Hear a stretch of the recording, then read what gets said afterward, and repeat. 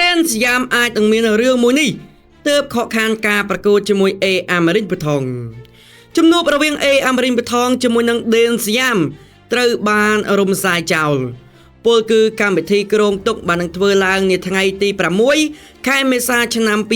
2025ខាងមុខនេះបាទនៅឯប្រទេសជប៉ុនលើសង្វៀន Knockout តែម្ដងយ៉ាងណាមិញកាលពីប្រហែលថ្ងៃមុននេះ A អាមេរិកបថង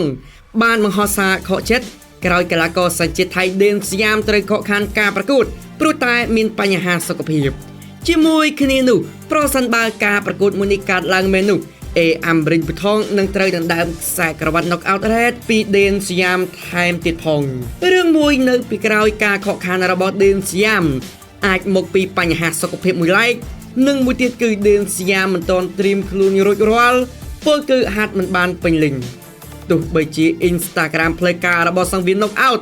តែងតែផុសពីសកម្មភាពនៃការបង្ហាត់របស់ Dance យามយ៉ាងណាក៏ដោយប៉ុន្តែភាពជាក់ស្ដែងយើងមិនដឹងថាគេហាត់ឬមិនហាត់នោះទេមួយវិញទៀតវាមិនមែនជាល្បិចកលអ្វីនោះឡើយបើយោងតាមការបញ្ជាក់ពីសំណាក់បាត់ម្ដាយបង្កើតរបស់ A អាមេរិកបថងគឺអ្នកគ្រូសស្មាលីបាទអ្នកគ្រូបានបញ្ជាក់ថាជំនួបរវាង Dance យามជាមួយនឹងកូនប្រុសរបស់អ្នកគ្រូអាចនឹងកាត់ឡើងបាននាខែមិថុនាបាទខាងមុខលើកទៅខាងខែមិថុនាវិញសរុបសេចក្តីមកវិញ A អាមេរិកបថងនិង Dance យามមិនអាចជួបគ្នាបានទេនៅថ្ងៃទី6ខែមេសាខាងមុខនេះអរគុណប្រិយមិត្តយើងសម្រាប់ការតាមដានទស្សនាវីដេអូរបស់ខ្ញុំបាទ Admin ផានិតចុច Share ប្រសិនបើចូលចិត្តនៅវីដេអូមួយនេះសូមអរគុណ